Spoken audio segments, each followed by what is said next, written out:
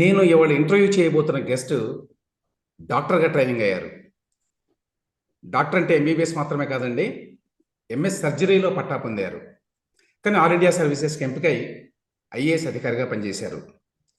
ఉమ్మడి ఆంధ్రప్రదేశ్లో, ఆ తర్వాత విభజిత ఆంధ్రప్రదేశ్లో ఐఏఎస్ అధికారిగా కీలక బాధ్యతలు నిర్వహించారు. ఫైనాన్స్, హెల్త్ వంటి ప్రధాన శాఖలకి ప్రిన్సిపల్ సెక్రటరీగా పనిచేశారు. కేంద్రంలో కూడా ముఖ్యమైన పదవుల్లో పనిచేశారు. Rural electrification corporation limited managing డైరెక్టర్గా పనిచేశారు. National archives of India director జనరల్గా బాధ్యతలు నిర్వహించారు. డెప్యుటేషన్ మీద ఐక్యరాజ్య సమితికి చెందినటువంటి అనుబంధ సంస్థల్లో కూడా బాధ్యతాయుత పదవులు నిర్వహించారు. 1985 బ్యాచ్కి చెందినటువంటి అధికారి 2019లో సర్వీస్ నుంచి రిటైర్ అయ్యారు. ఆ తర్వాత ముఖ్యమంత్రి స్పెషల్ చీఫ్ సెక్రటరీగా కొద్ది కాలం పాటు విధులు నిర్వహించారు. ప్రస్తుతం ఆయన పలు జాతీయ, అంతర్జాతీయ సంస్థలకి సలహాదారుగా పనిచేస్తున్నారు. ఏపీలో కొన్ని రాజకీయ పరిణామాల కారణంగా ఆయన పేరు కూడా ఈ మధ్య కాలంలో వార్తల్లో నలిగింది. ఆయన రిటైర్డ్ ఐఏఎస్ అధికారి డాక్టర్ పివి రమేష్ గారు. నమస్కారం అండి రమేష్ గారు. నమస్కారం అండి. Thank you. నేను ఇచ్చినటువంటి ఇంట్రడక్షన్లో ఏమన్నా మిస్ అయ్యానా? మీరు ఇచ్చిన ఇంట్రడక్షన్లో ఏమీ మిస్ కాలేదు. కానీ నేను ఎంఎస్ జనరల్ సర్జరీ పూర్తి చేయలేదు. ఎంబీబీఎస్ గోల్డ్ మెడల్తో సిఎంసి నుంచి పాస్ అయ్యి ఎంఎస్ చేస్తూ మధ్యలో వదిలేసి ఐఏఎస్లో చేరాను. ఓకే, మనం అక్కడి నుంచి స్టార్ట్ చేద్దామండి. మామూలుగా చాలా మంది డాక్టర్లు ఆల్ ఇండియా సర్వీసెస్కి ఎంపిక అవుతుంటారు. కానీ మీరు ఎంఎస్ సర్జరీ చేస్తూ ఎందుకు వద్దనుకొని ఈ ఆల్ ఇండియా సర్వీసెస్ వైపు మొగ్గు చూపారు? నేనండి అప్పుడు 83, 84 ప్రాంతాల్లో 22 ఏళ్ళప్పుడు చాలా ఐడియలిజంతో అసలు దేశాన్ని బాగు చేయాలి, దేశాన్ని మార్చేయాలి, సమాజాన్ని సమూలంగా పునర్నిర్మీకరించాలి అని ఒక బర్నింగ్ ఐడియలిజం. ఆ రోజు CMC top most medical college, అక్కడ నుంచి గోల్డ్ మెడల్తో పాస్ అయ్యి నాకు ఏదైనా ఆపర్చునిటీ ఉండేది. అమెరికా వెళ్ళడం, కార్డియాక్ సర్జన్ అవ్వాలను, రకరకాల ఆలోచనలు ఉండేవి. వాటి గురించి ఒక సంవత్సరం పాటు తీవ్రంగా మదనపడ్డాను. ఏం చేయాలి, సమాజం, నా బాధ్యత ఏమిటి, నాకు సంబంధించినంత వరకు నాకు చాలా మెడిసిన్ మీద చాలా ప్యాషన్ ఉండేది. మెడిసిన్ మీద, రీసెర్చ్ మీద, టీచింగ్ మీద చాలా కమిట్మెంట్ ఉండేది. ఆయన కూడా చివరికి ఏమనిపించిందంటే ఈ ఐఏఎస్ అయితే చాలా మార్పులు తీసుకురావచ్చు సమాజంలోనూ ప్రజల్లోనూ అనే ఒక ఖచ్చితమైనటువంటి దృఢ నిశ్చయంతో ట్రై చేద్దాము, వస్తే వస్తుందని కష్టపడి చదివాను. మీ కుటుంబంలో కానీ మీ కుటుంబంలో ఎవరన్నా ఉన్నారండి అంతకుముందు all India services, IAS, IPS ఇట్లాంటివి చేసిన వాళ్ళు? లేరండి, నేను చాలా సాధారణమైన కుటుంబం నుంచి వచ్చాను. మా నాన్నగారు సెంట్రల్ ఎక్సైజ్లో, ఆయన ఫస్ట్ జనరేషన్ చదువుకున్నది. మా రూరల్ ఏరియాస్ నుంచి వచ్చి మొట్టమొదటి చదువుకొని డిగ్రీ చేసిన, మా గ్రామం నుంచి మొట్టమొదటి డిగ్రీ చేసింది ఆయన. చేసిన తర్వాత సెంట్రల్ ఎక్సైజ్లో ఆయన లోవర్ డివిజనల్ క్లర్క్గా జాయిన్ అయ్యి సూపరింటెండెంట్గా రిటైర్డ్ అయ్యారు. ఒక 35 సంవత్సరాల ప్రాసంలో. మా తల్లిగారేమో టీచరు, ఆవిడ స్కూల్ టీచరు. సో అక్కడ నుంచి వచ్చిన వాడిని నేను. కానీ మా తల్లిదండ్రులు నేర్పించింది ఏమిటంటే జీవితంలో సిన్సియర్గా, ఆనెస్ట్గా ఉండాలి. రెండవది ఏమిటంటే హార్డ్ వర్క్, కష్టపడి చదువుకోవాలి.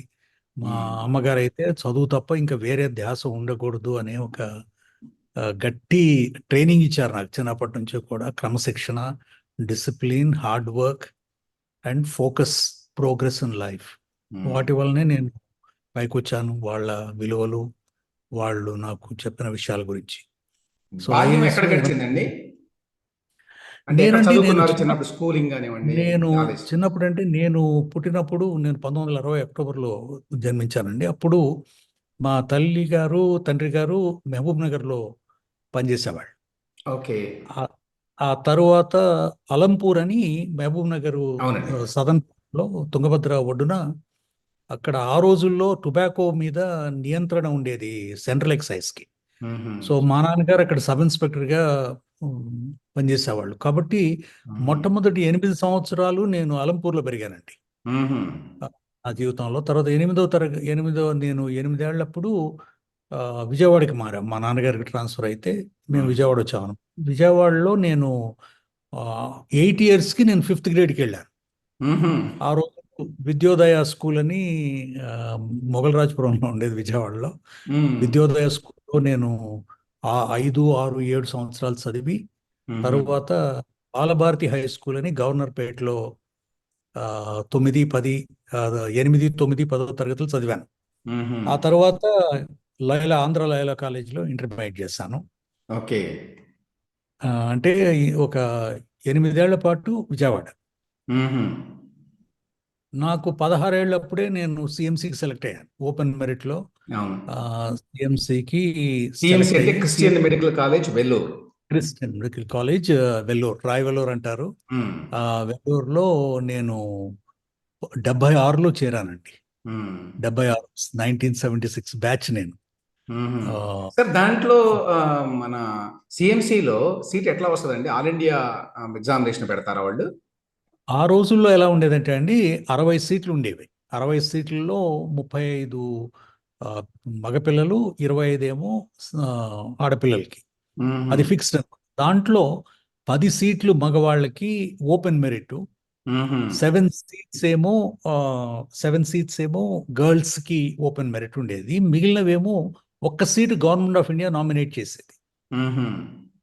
ఈ సో మిగిలిన 42 సీట్లు కూడా క్రిస్టియన్ చర్చెస్ స్పాన్సర్ చేసేవి, డిఫరెంట్ ఓకే. ఓకే. స్టేట్స్ నుంచి, డిఫరెంట్ మ్మ్. కంట్రీస్ నుంచి. మ్మ్. So it was a mix of open merit and Christian nominated okay. ఇదనమాట. ఎందుకంటే మా ఇప్పుడు చిన్నప్పుడు పరిస్థితులు చాలా వేలూరు మెడికల్ కాలేజ్ అంటే చాలా పేరుండేది. ఇప్పుడు చాలా కాలేజీలు వచ్చినాయి కానీ అప్పట్లో ఆ మెడికల్ హాస్పిటల్ కూడా చాలా పేరు ప్రతిష్టలు ఉండేవి. చాలా మంది అక్కడ దాకా వెళ్ళేవాళ్ళు ట్రీట్మెంట్ కోసం. కరెక్ట్. ఆ రోజుల్లో సూపర్ స్పెషలిస్ట్ హాస్పిటల్స్ అదొక్కటే. దాంట్లో ఖచ్చితంగా ఒక ఎథిక్స్ ప్రకారం అడ్వాన్స్డ్ కేర్ ఇచ్చేవాళ్ళు. తర్వాత చాలా హాస్పిటల్స్ వచ్చాయి కానీ ఇప్పటికి కూడా CMC Vellore is still one of the best medical college, rated best medical college in the country, hmm. better than All India Institute of Delhi, or almost next to All India Institute. Okay. It's an outstanding medical institution. అవునండి. దాంట్లోనూ మీకు అప్పుడు మీరు ఇంత మరి మంచి ఇన్స్టిట్యూట్లో seat వచ్చి ఎంఎస్ సర్జరీ అంటే కూడా మంచి డిమాండ్ ఉంటుందండి. సర్జన్స్కి మన దేశంలో బాగానే డిమాండ్ ఉంటుంది. బాగా డబ్బులు Correct. సంపాదిస్తారని కూడా పేరు. అయినా కూడా Correct. మీరు ఇంతకుముందు చెప్పినట్టు మరి మధ్యలోనే వదిలేసి ఆల్ ఇండియా సర్వీసెస్ వైపు మొగ్గు చూపితే అది పెద్ద రిస్క్ అని చెప్పి అనుకోలేదా అప్పుడు? అంటే నేను అసలు జీవితం మొత్తంలో అండి, అప్పుడే కాదు, 85లోనే కాదు, ఇప్పుడు 2020లో కూడా మ్మ్. డబ్బు గురించి నేను ఎప్పుడు ఆలోచించలేదు అసలు. నేను ఇంకా పెద్ద విషయం ఏమిటంటే, నేను 13 ఏళ్ళు ఇంటర్నేషనల్ ఆర్గనైజేషన్స్లో పనిచేశాను. వరల్డ్ అవును. బ్యాంక్లో, మ్మ్. International Fund for Agriculture development, United nations. మ్మ్. నాకు పర్మనెంట్ జాబ్ ఉండేది యునైటెడ్ నేషన్స్ పాపులేషన్ ఫండ్లో మ్మ్. 2000. అప్పుడు అప్పుడు ఐఏఎస్ నుంచి మీరు మొట్టమొదటి అసలు 5 ఏళ్లే డెప్యుటేషన్లో వెళ్ళొచ్చు అనమాట. మ్మ్. తర్వాత వాజ్పేయి గారు ప్రైమ్ మినిస్టర్గా ఉన్నప్పుడు ఒక నిర్ణయం తీసుకున్నారు. అదేమిటంటే, చాలా తక్కువ మంది ఇండియన్స్ ఇంటర్నేషనల్ ఆర్గనైజేషన్స్లో పనిచేస్తున్నారు. కాబట్టి ఈ ఆల్ ఇండియా సర్వీస్ ఆఫీసర్లు ఎవరైనా పనిచేస్తున్నట్లే, నేను డెప్యుటేషన్లో వెళ్ళలేదు. నేను నా స్వయం కృషి ద్వారానే సెలెక్ట్ అయ్యి వెళ్ళాను. మ్మ్. నేను గవర్నమెంట్ ఆఫ్ ఇండియా పోస్ట్లో వెళ్ళలేదు. మ్మ్. నేను డైరెక్ట్గా సెలెక్ట్ అయ్యి ఆ తర్వాత గవర్నమెంట్ ఆఫ్ ఇండియా పర్మిషన్ తీసుకుని లియన్ మెయింటైన్ చేసి ఓకే. 5 ఏళ్ళది, తర్వాత ఇంకొక 5 ఏళ్ళు ఎక్స్టెండ్ చేశారు. మ్మ్. వాజ్పేయి గారు ప్రధానమంత్రిగా ఉన్నప్పుడు అపాయింట్మెంట్స్ కమిటీ అండ్ క్యాబినెట్ ఏమన్నా నిర్ణయం తీసుకున్నారంటే, ఐఏఎస్ ఆఫీసర్లు ఎవరైనా, ఐఏఎస్ ఐపీఎస్ ఎవరైనా సెంట్రల్ గవర్నమెంట్ ఆఫీసర్స్ ఇంటర్నేషనల్ ఆర్గనైజేషన్స్లో పనిచేస్తే మ్మ్. వాళ్ళు they can continue as long as they are not replaced by an other Indian. మ్మ్. అలా కంటిన్యూ అయ్యాను నేను. 2006లో మన్మోహన్ సింగ్ గారు వచ్చిన తర్వాత ఆ నిర్ణయాన్ని రివర్స్ చేశారు. ఓకే. రివర్స్ చేసి మీరు you have to choose between international career and national career అని. ఓ. అంటే so I had to make a choice whether to hmm. Continue there or continue come back here. Um. అప్పుడు ఆ, నేను చాలా మంచి పొజిషన్లో ఉన్నాను. అప్పుడు D1 అంటారు అనమాట, ఎక్కడండి? డైరెక్టర్ లెవెల్లో. యుఎన్ఓలోనా? నేను న్యూయార్క్లో ఉన్నానండి అప్పుడు. న్యూయార్క్ లో టూ ఉన్నారు థౌజండ్ యుఎన్ఓ అంటే హెడ్ క్వార్టర్స్ లో. New York New York United Nations population ఫండ్లో I was a okay. Director in charge of programming. Hmm. ప్రోగ్రామింగ్కి, ఇంటర్నేషనల్ ప్రోగ్రామ్స్ తయారు చేయడానికి, రాయడానికి, మానిటర్ చేయడానికి, అడ్వైజ్ చేయడానికి. ఓకే. నేను అప్పుడు $20,000 ట్యాక్స్ ఫ్రీ శాలరీని వదిలేసుకుని తిరిగి ఈ ఐఏఎస్కి వచ్చేసాను నేను. అంటే ఓకే. నాకేమనిపించిందంటే, నేను దేశంలో ఏమి 10 ఏళ్లలోనే వెళ్ళిపోయాను కదా. I hmm. Wanted to come back.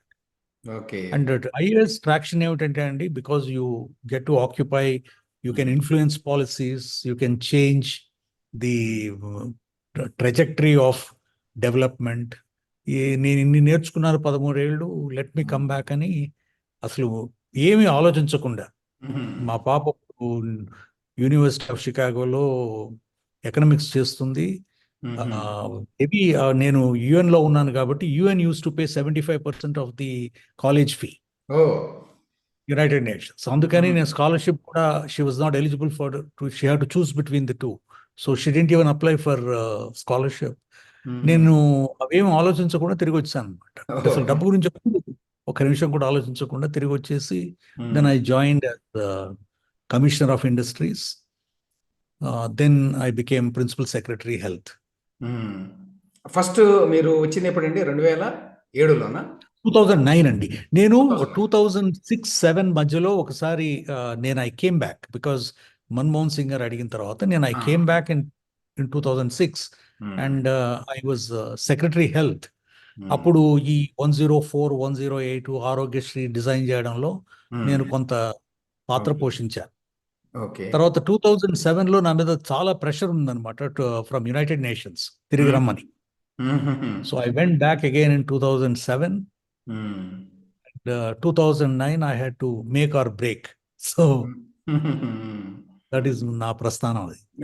మీరు డాక్టర్గా ట్రైనింగ్ అయ్యారు కాబట్టి హెల్త్ సెక్టర్లో కొంత ఇంట్రెస్ట్ ఉంటుంది సహజంగానే. కానీ ఫైనాన్స్లో మీరు చాలా కాలం పాటు పనిచేశారండి.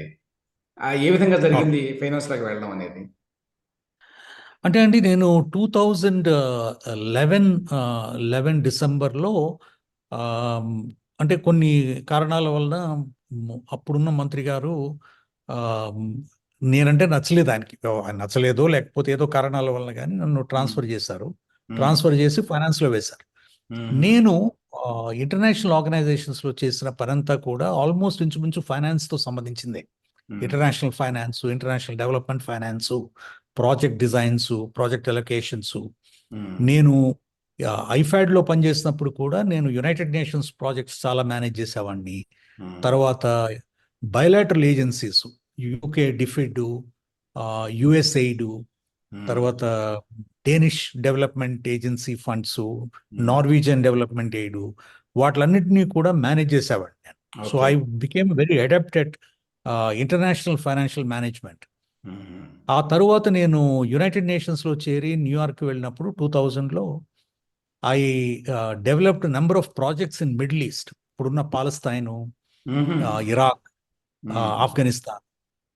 ఆ తరువాత నేను I join the World Bank and became a senior adviser to finance minister of Afghanistan. Hmm. I was senior adviser to ముందు డాక్టర్ అష్రఫ్ ఘనీ, తర్వాత నెక్స్ట్ ఫైనాన్స్ మినిస్టర్కి. We set up the customs project, అంటే రెవెన్యూ మ్యాక్సిమైజేషన్ ఎట్లా, మ్మ్. తర్వాత కస్టమ్స్ని, because ఆఫ్ఘనిస్తాన్కి ఆ రోజుల్లో ఇప్పుడు కూడా ఇంచుమించు అంతా కూడా only source of income was from customs, hmm. Because everything had to be imported or exported. Hmm. వాళ్ళ handicrafts, hmm. Natural resources export. So export import మీద రెవెన్యూ ఎలా జనరేట్ చేయాలనే దాని మీద. సో నాకు long standing experience in financial management. Okay. ఆ, మీరు ఎంతమంది ముఖ్యమంత్రుల దగ్గర పనిచేశారండి ఇక్కడికి వచ్చిన తర్వాత?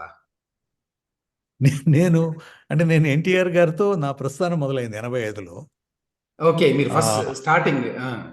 స్టార్టింగ్ 85లో ఎన్టీఆర్ గారితో పనిచేయడం మొదలుపెట్టాను. అంటే వారి బ్లెస్సింగ్స్తో. దెన్ ఐ థింక్ 11 చీఫ్ మినిస్టర్స్తో పనిచేశాను మొత్తం, ఓ అంటే అందరూ. కానీ ఇంచుమించు చంద్రబాబు నాయుడు గారు ఫస్ట్ టర్మ్ అంతా కూడా నేను లేను ఇక్కడ. 95లో వారు ముఖ్యమంత్రి అయ్యారు. 96 ఫిబ్రవరిలో నేను ఐఫాడ్లో పనిచేయడానికి వెళ్ళిపోయాను. ఓకే. ఆ, తర్- అలాగే రాజశేఖర రెడ్డి గారి దగ్గర కూడా నేను I work only for a year, ఒక సంవత్సరం. 2006-2007 షార్ట్ టైం 2009 జూన్లో నేను తిరిగి వచ్చాను అనమాట. తర్వాత ఆయన సెప్టెంబర్లో పాపం ఆయన చనిపోవడం జరిగింది. ఆ తర్వాత రోషయ్య గారు, కిరణ్ కుమార్ రెడ్డి గారు, అప్పటి నుంచి ఉన్నారు ఇక్కడే ఇక అక్కడ, then Chandrababu Naidu garu, then Jaganmohan Reddy. Okay. Okay. ఈ ముఖ్యమంత్రులు చాలా మంది దగ్గర పనిచేశారు కాబట్టి అందరూ జనాలకు అడుగుతారు ఈ ప్రశ్నని, ఐఏఎస్ ఆఫీసర్లని. ఏ ముఖ్యమంత్రితో ఇబ్బంది పడ్డారు, ఏ ముఖ్యమంత్రితో అంత ఇబ్బంది లేకుండా జరిగింది? అంటే నేను పాలసీ లెవెల్లో అండి, బికాస్ వెన్ యూ పాలసీ లెవెల్లో పనిచేసేది సెక్రటరీ గానో కమిషనర్ గానో ఉన్నప్పుడే పనిచేస్తారు. అవునండి. నేను సెక్రటరీగా పనిచేసింది రోషయ్య గారి దగ్గర, తర్వాత కిరణ్ కుమార్ రెడ్డి గారి దగ్గర, ఈ ఇద్దరు ముఖ్యమంత్రుల దగ్గర. హెల్త్ డిపార్ట్మెంట్లో ఫైనాన్స్ నేను కిరణ్ కుమార్ రెడ్డి గారితో మొదలయ్యి స్టేట్ డివిజన్ అయినప్పుడు 2014లో నేను స్టేట్ రీఆర్గనైజేషన్కి ఇన్ఛార్జిగా పనిచేశాను, state reorganisation principal secretary. So నేను I played a dual role, continuing finance secretary and also state reorganisation secretary. So Chandrababu Naidu garu ముఖ్యమంత్రి అయిన తర్వాత నేను వారితో చాలా దగ్గరగా పనిచేశాను as a state finance secretary, state development commissioner, తర్వాత state reorganisation secretary. So I played a very very I worked very closely with Naidu garu. అందరికంటే నాకు ఆయనతో చాలా సత్సంబంధాలు, close interaction, almost 24/7 I use to work with him. అప్పుడు finance చాలా problematic గా ఉంది కదండి 2014లో ఈ విభజన తర్వాత. ఇప్పుడు అంటే ఏం జరిగిందంటే అండి, స్టేట్ రీఆర్గనైజేషన్ అప్పుడు 2012-2014 మధ్యలో ఒక విధంగా, బికాజ్ ఈ యాజిటేషన్స్ వలన, పొలిటికల్ క్రైసిస్ వలన ప్రభుత్వ యంత్రాంగం సరిగా యాక్టివ్గా పనిచేయకుండా ఒక నిస్త్రాణ స్థితిలోకి వెళ్ళిపోయింది. అదొక మేజర్ ఛాలెంజ్. రెండవది ఏంటంటే, కిరణ్ కుమార్ రెడ్డి గారు అసలు రాష్ట్రం డివైడ్ కాదు, నేనున్నాను కాబట్టి మీరేమి చేయవలసిన అవసరం లేదు అని ఆయన సిద్ధాంతం అయింది. కానీ మేము ఫైనాన్స్ డిపార్ట్మెంట్లో ఎప్పుడు కూడా, అంటే రాష్ట్రంలో ప్రజలకి తెలియకపోవచ్చు కానీ స్టేట్ గవర్నమెంట్లో finance department is like centre, is like the brain of the government. ఇది కూడా ఒక కాన్షియన్స్ కీపర్. అసలు సక్రమంగా ప్రభుత్వం నడుస్తోందా లేదా అనేది, ఇటు ఆదాయం, ఇటు ఖర్చులు, అప్పులు, గవర్నమెంట్ ఆఫ్ ఇండియా నుంచి వచ్చేవి, లేకపోతే వరల్డ్ బ్యాంక్ నుంచి వచ్చే లోన్స్, ఇవన్నీ కూడా హార్మనైజ్ చేసుకుని సక్రమంగా మనీ ఉపయోగం జరుగుతుందా లేదా అని చేయవలసిన బాధ్యత ఫైనాన్స్ డిపార్ట్మెంట్ ఇది ఉంటుంది. కాబట్టి మేము 2013లో అండి, ఒకసారి స్టేట్ డివైడ్ అవుతుంది అని మాకు నిశ్చయం వచ్చిన తర్వాత మేము ఒక అసెస్మెంట్ చేసాం. తెలంగాణ పరిస్థితి ఎలా ఉంటుంది, ఆంధ్ర పరిస్థితి ఎలా ఉంటుంది, ప్రొఫెషనల్ లెవెల్లో, వితౌట్ పొలిటికల్ ఇది కాకుండా ప్రజల మంచి గురించి, ఆదాయం ఏ విధంగా ఉంటుంది, ఖర్చులు ఏ విధంగా ఉంటాయి అనే దాని మీద ఒక ఎక్సర్సైజ్ ఇంటర్నల్గా డిపార్ట్మెంట్లో చేసాం. చేసినప్పుడు మాకు అనిపించింది ఏమిటంటే, Hyderabad was the main engine of revenue generation and it's fast growing. ఆంధ్రప్రదేశ్కేమో 58% జనాభా, 58 ఇంచుమించు. తెలంగాణకేమో మిగిలిన జనాభా. కానీ ఇన్కమ్కి సంబంధించినంత వరకు రివర్స్ అవుతుంది. సో రెవెన్యూస్ అన్నీ. కాబట్టి మేము అప్పుడు చాలా కృషి చేసాం. ఎందుకంటే ఆంధ్రాకి గ్రోత్ ఇంజన్స్ లేవు, డెవలప్మెంట్, రెవెన్యూ జనరేటింగ్ మెకానిజమ్స్ లేవు. అండ్ అప్పుడు మన్మోహన్ సింగ్ గారు స్పెషల్ కేటగిరీ స్టేటస్ కూడా ఇస్తామని అనౌన్స్ చేశారు. కాబట్టి స్పెషల్ కేటగిరీ స్టేటస్ ద్వారా కొంత బెనిఫిట్ వస్తుంది అని ఒక ఎస్ఎస్ చేసి సో చంద్రబాబు నాయుడు గారు వచ్చినప్పుడు lot of work was on central government మనకి ఏ విధంగా దోహదం చేస్తుంది. అలాగే ఫైనాన్స్ కమిషన్, అప్పుడే ఫైనాన్స్ కమిషన్ కూడా 14th ఫైనాన్స్ కమిషన్ అపాయింట్ చేశారు వైవి రెడ్డి గారితో. సో అవునండి. ఫైనాన్స్ కమిషన్ నుంచి మనకి బెనిఫిట్స్ ఏమొస్తాయి, తర్వాత రెవెన్యూ డెఫిసిట్ గ్రాంట్ ఒకటి ఇస్తామనేది ఒక ప్రామిస్. అది మన్మోహన్ సింగ్ గారి అవునండి. అష్యూరెన్స్. తర్వాత యాక్ట్ లో కూడా రెవెన్యూ డెఫిసిట్ గ్రాంట్ ఇస్తాము ఈ ఫస్ట్ ఇయర్ టైడ్ ఓవర్ చేయడానికి. తర్వాత వేరియస్ ఇన్స్టిట్యూషన్స్, నేషనల్ ఇన్స్టిట్యూషన్స్, తర్వాత water sharing, national project Polavaram, తర్వాత కొన్ని పోర్టు, దుగ్గిరాజపట్నంలో పోర్టు, రైల్వే జోన్, కడపలో స్టీల్ ప్లాంట్, ఇలా చాలా ప్రామిసెస్ చేశారు స్టీల్. దెన్ ఒక 13 institutions, IIT, IIM, triple IT, IISER, ఇవన్నీ కూడా అంతవరకు మాత్రం వచ్చినట్టు ఉన్నాయండి, కొంచెం బాగానే ఇన్స్టిట్యూషన్స్ వరకు. అవి ఇన్స్టిట్యూషన్స్ అన్ని కూడా చాలా త్వరితగతిన almost with in 6 months Chandrababu Naidu గారి డ్రైవ్ వలన అవన్నీ కూడా ఎస్టాబ్లిష్ చేయడం జరిగింది. With in a year almost, except tribal university తప్ప మిగిలినవన్నీ కూడా వారి హయాంలోనే అవి ఎస్టాబ్లిష్ అయ్యాయి. అలాగే చాలా తర్వాత major projects like Chennai Vizag corridor, Chennai Bengaluru industrial corridor, వాటికి కావలసిన వనరులు ఏషియన్ డెవలప్మెంట్ బ్యాంక్ నుంచి $1 billion. సో మొత్తం అండి ఫస్ట్ ఇయర్లోనే మేము 2014-2015లో ఒక 28,000 కోట్ల international projects, Asian Infrastructure Investment Bank, Asian Development Bank, World Bank, International Fund for Agriculture Development, వీటిలన్నిటి నుంచి కూడా we were able to mobilise. We submitted proposals of 44,000 crores and got 28,000 crores sanctioned. Hudhud cyclone rehabilitation, power project, power infrastructure modernization, Vizag Chennai industrial corridor, ఇవన్నీ కూడా major infrastructure development గ్రోత్కి తీసుకొచ్చాం. అలాగే అమరావతికి 2,000 crores assistance from Government of India initial tranche కింద, తర్వాత మిగిలినవి తర్వాత ఇస్తామనేది. So the lot of work was done, lot of work. Sir అదే ఇక్కడే పెద్ద సమస్య. అప్పుడు మీరు చెప్పారు 28,000 crore శాంక్షన్ అయిందని చెప్పి, ఆ డబ్బు వచ్చింది సరిగ్గా వినియోగం జరిగింది ఆ తర్వాత? అంటే అండి నేను 2016 డిసెంబర్లో వెళ్ళిపోయాను. నేను ఆర్ఈసి చైర్మన్ అండ్ మేనేజింగ్ డైరెక్టర్గా.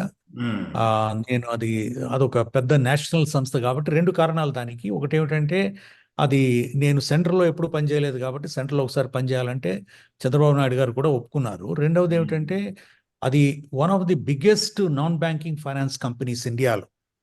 అప్పుడు power financing, power related infrastructure financing, సంవత్సరానికి 1,00,000 కోట్ల లోన్స్ స్టేట్ గవర్నమెంట్స్ కానీ ప్రైవేట్ సెక్టర్ కానీ ఇచ్చే వ్యవస్థ అది. దాన్ని నేను 40,000 కోట్లు డిస్బర్స్ చేసేది నేను 1,08,000 crores తీసుకెళ్లాను ఒక సంవత్సరం. అలాగే దాన్ని గ్రీన్ ఫైనాన్సింగ్, ముఖ్యంగా renewable energy, electric mobility, solar, ఇవి smart metering, smart infrastructure, EV financing కూడా నేను ఒక మేజర్ పుష్ ఇచ్చి నేను వరల్డ్ బ్యాంక్తో, ఐఎఫ్సితో, తర్వాత జర్మన్ కేఎఫ్డబ్ల్యూతో పార్ట్నర్షిప్ పెట్టి ఒక గ్రీన్ ఫండ్ ఏర్పాటు చేశాం స్టేట్ నేషనల్ లెవెల్లో. ఇది కాకుండా ఒక ఇంచుమించు 48,000 కోట్ల మనీ రేస్ చేసాం ఇంటర్నేషనల్ ప్రైవేట్ ఇన్వెస్టర్స్ నుంచి. In addition to that Saubhagya scheme అని, దాని ద్వారా మొత్తం అన్ఎలక్ట్రిఫైడ్ విలేజెస్, అన్ఎలక్ట్రిఫైడ్ హ్యాబిటేషన్స్, 18 లక్షల అన్ఎలక్ట్రిఫైడ్ హ్యాబిటేషన్స్, తర్వాత 4.5 కోట్ల ఇళ్ళు, పవర్ లేని ఇళ్ళకి వి ఎక్స్టెండెడ్ పవర్ ఇన్ఫ్రాస్ట్రక్చర్. అందులో భాగంగానే అనుకుంటారండి అప్పుడు ఏపీలో మొత్తం 100% ఎలక్ట్రిఫికేషన్ అయిందని ఏదో చంద్రబాబు నాయుడు గారు గవర్నమెంట్ లో అనుకుంటాను ప్రకటించారు. ఆంధ్రలోనే కాదండి, మొత్తం దేశవ్యాప్తంగా చేశాం ఇది. దేశవ్యాప్తంగా ఆల్ స్టేట్స్ లో ముఖ్యంగా UP, Bihar, Orissa, north east India, Jammu Kashmir, Uttarakhand, okay. అన్ని స్టేట్స్లో కూడా ఆల్ 29 స్టేట్స్, 6 యూనియన్ టెరిటరీస్లో లక్ష 1,50,000 కోట్ల ఇన్వెస్ట్మెంట్తో 14 నెలల్లో నేను నేషనల్ టాస్క్ ఫోర్స్ లీడ్ చేశాను దానికి. I'm proud of that achievement, electrifying the country. And అది ప్రైమ్ మినిస్టర్ గారి ప్రోత్సాహం, తర్వాత ఆర్కే సింగ్ గారేమో ఎలక్ట్రిక్ పవర్ మినిస్టరు, తర్వాత all chief ministers, national all states chief ministers కూడా చాలా యాక్టివ్గా దాన్ని ప్రమోట్ చేశారు. చంద్రబాబు నాయుడు గారు ఆంధ్రాలో చాలా దాన్ని యాక్టివ్గా ఇంట్రెస్ట్ తీసుకుని ఆయన ఆల్ పవర్లో major push in power sector across the country and specially in Andhra Pradesh. అయితే ఈ ఇప్పుడు ఇంటర్నేషనల్ ఏజెన్సీస్ నుంచి మీరు ఫైనాన్స్ సెక్రటరీగా ఉన్నప్పుడు ఏవైతే ప్రపోజల్స్ పెట్టి శాంక్షన్స్ తెచ్చుకున్నారో ఆ తర్వాత ఏమైందో మీకు తెలుసండి? ఆ తర్వాత ఆ డబ్బు వచ్చిందా? ఆ డబ్బుని వినియోగించారా ఏదైనా ప్రాజెక్ట్స్కి? అది కంటిన్యూటీ ఉన్నదా, అసలు మధ్యలో ఆగిపోయిందా? అంటే అండి 2016లో మీరు గమనిస్తే we worked out a special package with government of India. దాని అవునండి. తర్వాత ఇంప్లిమెంట్ కాలేదు, కానీ స్పెషల్ ప్యాకేజ్లో ముఖ్యంగా అరుణ్ జైట్లీ గారి ప్రోత్సాహం, దానికి మీకు ఒక మాట చెప్పాలంటే మోడీ గారికి అంత ఇంట్రెస్ట్ లేకపోయినా కూడా అరుణ్ జైట్లీ గారు, వెంకయ్యనాయుడు గారు, వైఎస్ చౌదరి గారు, తర్వాత ముఖ్యమంత్రి చంద్రబాబు నాయుడు గారు చాలా శ్రద్ధ తీసుకుని మేము we worked out a special package which was దాని వలనండి ఆల్ ఇంటర్నేషనల్ ప్రాజెక్ట్స్ 90% గ్రాంట్. అంటే ఈ 29,000 కోట్లది 20% గ్రాంట్, ఓన్లీ 10% మాత్రమే లోన్ కింద మార్పించాం దాంట్లో it was a holistic package. దానికి రాజకీయ కారణాల వలన కావచ్చు, ఇంకో కారణాల వలన కావచ్చు, ప్రజలకి అర్థం కాకపోవడం వలన కావచ్చు, కానీ అది చాలా కష్టపడి తీసుకొచ్చిన ప్రాజెక్ట్. దాంట్లో ముఖ్యంగా వైఎస్ చౌదరి గారి కృషి నేను ముఖ్యంగా చెప్పాలి. అది ఆ తర్వాత స్పెషల్ ప్యాకేజ్ అనేది ఇప్పుడు అది తర్వాత మరి ఇంప్లిమెంట్ కాలేదండి, రాలేదా? అప్పుడు ఒప్పుకున్నారు కదా కాలేదండి, అది ఇంప్లిమెంట్ కాలేదు. ఇంప్లిమెంట్ కాకపోవడానికి కారణం ఏమిటంటే దానికి పూర్తి రాజకీయ దోహదం లేకపోవడం, అంగీకారం లేకపోవడం, ఆ తర్వాత అభిప్రాయ భేదాలు రావడం, తర్వాత పొజిషన్ పార్టీ జగన్మోహన్ రెడ్డి గారు దాన్ని ప్యాకేజ్ వల్ల అమ్ముడుపోయారనే ఒక అభిప్రాయం ప్రజల్లో ప్రబలడం. అంతేగానండి అది that was a very good deal అప్పుడున్న రాజకీయ వాతావరణంలో, అప్పుడున్న ఆర్థిక పరిస్థితుల ప్రకారం. కాబట్టి అది ఇంప్లిమెంట్ కాకపోవడం వల్ల యాక్చువల్గా నష్టం జరిగింది రాష్ట్రానికి. నా ఉద్దేశంలో అది నష్టం జరిగిందని నేను అనుకుంటానండి. నా అభిప్రాయం మాత్రం ఆ రోజు దాన్ని యాక్సెప్ట్ చేసినట్లయితే అది ఇంచుమించు స్పెషల్ కేటగిరీ స్టేటస్ కంటే కూడా కొంతవరకు చాలా బెనిఫిట్ వచ్చేది స్టేట్కి. సో పాలిటిక్స్ మూలంగా అది దారి తప్పిపోయింది మొత్తం వ్యవహారం అంతా అని నేను అనుకుంటాను, నా అభిప్రాయం. అంటే దాని గురించి చాలా కష్టపడ్డాను కాబట్టి నేను ప్రత్యక్షంగా చెప్పాలన్నమాట. సార్, మీరు 2019లో రిటైర్ అయ్యారు. రిటైర్ అయిన తర్వాత జగన్మోహన్ రెడ్డి గారి ప్రభుత్వంలో కొంతకాలం సలహాదారుగా ఉన్నారు. యాక్చువల్గా మీరు 3 సంవత్సరాలు సలహాదారుగా అని చెప్పి అప్పట్లో జీవో ఇచ్చినట్టు గుర్తు నాకు. తర్వాత కానీ అంతకాలం ఉండకుండా ముందుగానే రిజైన్ చేశారు మీరు. ఎందువల్ల? నేను చెప్పాను కదా, నేను చాలా ముందు చదివేయడం వలన, అంటే 8 ఏళ్లకే 5వ తరగతికి వెళ్ళడం వలన నేను 10th క్లాస్ ఎగ్జామ్స్కి ఎలిజిబుల్ కాదని, నేను 10th అక్టోబర్ 60లో పుట్టినా కూడా నేను 10th క్లాస్ ఎగ్జామ్స్కి ఎలిజిబుల్ కాదు, అండర్ ఏజ్, కాబట్టి నెక్స్ట్ ఇయర్ రాయాలంటే అప్పుడు మా హెడ్ మాస్టర్ గారు నా డేట్ ఆఫ్ బర్త్ని మార్చారు. అవును, అప్పట్లో బాగా మారుస్తుండేవాళ్ళు. మార్చి 10th జూలై 59 చేస్తే నేను ఎలిజిబుల్ అయ్యి పరీక్ష రాశాను. దానివల్ల నేను 2019లో రిటైర్డ్ అవ్వాల్సి వచ్చింది. కాబట్టి కానీ జగన్మోహన్ రెడ్డి గారు నేను కావాలని ఆయన అపాయింట్ చేసి కంటిన్యూ చేశారు నన్ను. నేను అప్పుడు ముఖ్యమైన పాత్ర పోషించేవాడినండి. అంటే అటు ఇన్ఫ్రాస్ట్రక్చరు, ఇండస్ట్రియలైజేషను, ఇటు ఎడ్యుకేషన్, హెల్త్ కేర్, న్యూట్రిషను, ఈ సోషల్ సెక్టర్ ప్రాజెక్ట్స్, డిపార్ట్మెంట్స్, తర్వాత డెవలప్మెంట్ డిపార్ట్మెంట్స్ రెండు చూసామండి. ఆ, కాబట్టి ముఖ్యంగా తర్వాత కోవిడ్ వచ్చింది. ఆ, ఫిబ్రవరి నుంచి కూడా, ఫిబ్రవరి 2020 నుంచి కోవిడ్తో సతమతం. నేను కోవిడ్లో నేను లీడ్ రోల్ తీసుకుని కోవిడ్ మేనేజ్మెంట్ ఆంధ్ర అని ఒక మోడల్గా తయారు చేయడం కూడా ఉమ్, కొంతమందికి తెలుసు. నేను చేయగలిగింది చేశాను. కానీ ఆ తరువాత నాకు అనిపించింది నేను అంత మేజర్ రోల్ ఏమీ ప్లే చేయడం లేదు అక్కడ. ఓకే. ఆ, ఆ, ఆ గవర్నమెంట్లో. కాబట్టి మేజర్ రోలు ఇన్ఫ్లుయెన్స్ పాలసీస్ని, ప్రోగ్రామ్స్ని, డెవలప్మెంట్ని ఇన్ఫ్లుయెన్స్ చేయలేని పరిస్థితిలో నేను ఉండకూడదు అనేది నాకు మొట్టమొదటి నుంచి అభిప్రాయం అండి. నేను నేను ఊరికే ఒక సైడ్ హ్యాంగర్ ఆన్ గాను, ఒక సైడ్ రోల్ ఎప్పుడు నేను ప్లే చేయలేదు జీవితం మొత్తంలో.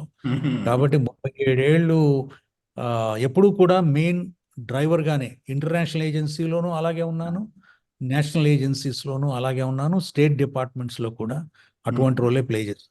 కాబట్టి నేను మీరు నేనేదో గౌరవంతో మీకు పదవి ఇస్తే 3 సంవత్సరాలు మీరు ముందే వెళ్ళిపోతున్నారని చెప్పి మరి జగన్మోహన్ రెడ్డి గారికి, ముఖ్యమంత్రి గారికి కోపం రాలేదా?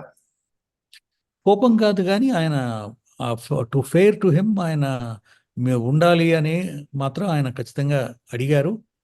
నేను వారు కూడా నేను లేదండి, నేను ఎన్ని సంవత్సరాలు గవర్నమెంట్లో పనిచేస్తాను కదా, ఇంకా టైం వచ్చింది వేరే పనులు చేయడానికి అని నేను కొంచెం సౌమ్యంగానే, మంచి పద్ధతిలోనే, సౌమ్యంగానే, స్నేహపూర్వకంగానే నేను బయటకు వచ్చాను. ఓకే. ఆ తర్వాత అండి మీరు ఈ ప్రైవేట్ రంగంలో సలహాదారుగా ఉన్నారు చాలా సంస్థలకి. అందులో భాగంగా మెగా ఇంజినీరింగ్‌లో కూడా ఉన్నారు. అది కూడా తర్వాత రిజైన్ చేశారు. ఆ సందర్భంలోనే ఒక కాంటెక్స్ట్ ఏంటంటే, ఈ స్కిల్ డెవలప్‌మెంట్ కేసు రావడం, నిజానికి అప్పుడే మీ పేరు ఎక్కువ మందికి తెలిసిందనుకుంటాను నేను. అంతకుముందు అందరు ఐఏఎస్ ఆఫీసర్‌లు తెలియరు మామూలు ప్రజలకి. కరెక్ట్. ఆహ్, ఆహ్, అప్పట్లో ఉన్నటువంటి వివాదాల కారణంగా, ఎస్పెషల్లీ బికాజ్ మీరు ఫైనాన్స్ డిపార్ట్మెంట్‌లో మరి ఫైనాన్స్ సెక్రటరీగా పనిచేశారు కాబట్టి, కీలకమైన పాత్ర పోషించారు కాబట్టి, ఆ స్కిల్ డెవలప్‌మెంట్ కేసులో మీరు రాసినటువంటి నోట్ ఫైలింగ్స్ కారణంగానే అసలు ఈ కేసు పెట్టడం జరిగింది ప్రతిపక్ష నాయకుడి మీద అనేటువంటి మాట రావడం ఇదంతా జరిగింది. అసలు అది ఏంటండి, మీ ఫైల్ నోటింగ్స్ మీద ఆధారపడి కేసుని బిల్డ్ చేసిన మాట వాస్తవమా కాదా అసలు? ఇది మీకు క్లారిఫై చేస్తానండి నేను 2-3 అంశాలు. ఒకటేమిటంటే, నేను ప్రైవేట్ సెక్టర్‌లో పనిచేస్తామన్న వాస్తవమే. నేను మెగా ఇంజినీరింగ్‌లో కృష్ణారెడ్డి గారు నన్ను ముఖ్యంగా కొత్త ఇన్ఫ్రాస్ట్రక్చర్‌లో ఆయన మంచి కృషి చేసి మంచి నేమ్ ఎస్టాబ్లిష్ చేసుకున్నారు. దేశంలోనే కాకుండా ఓవర్సీస్‌లో. ఆయన నన్ను అడిగింది ఏమిటంటే, నాకు కొత్త బిజినెస్ డైవర్సిఫికేషన్, కొత్త టెక్నాలజీస్, ముఖ్యంగా ఎలక్ట్రిక్ మొబిలిటీ, తరువాత కొత్త ఎక్విజిషన్స్ డైవర్సిఫై చేయాలి. బిజినెస్ డైవర్సిఫై చేయాలంటే నేను ముఖ్యంగా దాని మీద పనిచేస్తాను. నేను ఆయన ఎగ్జిస్టింగ్ బిజినెస్ కాకుండా న్యూ బిజినెస్ బిల్డప్ చేయడానికి నేను పనిచేయడం జరిగింది. ముఖ్యంగా BYDతో ఎలక్ట్రిక్ కార్స్ మన ఇండియాలో తయారు చేయాలి, అక్కడ నుంచి టెక్నాలజీ తీసుకురావాలి, ఎలక్ట్రిక్ మొబిలిటీ ఈకోసిస్టమ్ మన ఇండియాలో డెవలప్ చేయాలి అనేది ఒక ముఖ్యమైన అంశం. రెండవది ఏంటంటే, గవర్నమెంట్ ఆఫ్ ఇండియా ఈ కొన్ని ప్రభుత్వ రంగ సంస్థల్ని అమ్మేస్తోంది కాబట్టి, ముఖ్యంగా షిప్పింగ్ కార్పొరేషను, తర్వాత NINL, BEML ఇట్లాంటివి ఎక్విజిషన్కి నేను పనిచేస్తున్నాను.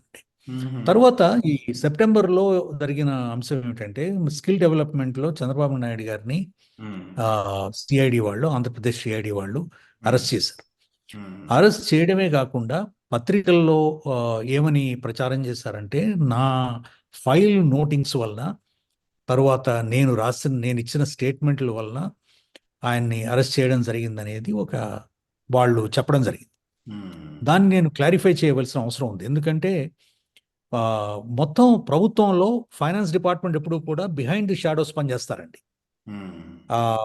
కానీ చాలా ముఖ్యమైన పాత్ర ఫైనాన్స్ డిపార్ట్మెంట్ పోషిస్తుంది. ఎందుకంటే ప్రభుత్వంలో ఏమి జరిగినా కూడా ఫైనాన్స్ డిపార్ట్మెంటు సంబంధం లేకుండా జరగదు. ఇది ఒక సెంట్రల్ పీస్ అనమాట. ఇది నర్వ్ సెంటర్ ఫర్ ది గవర్నమెంట్కి.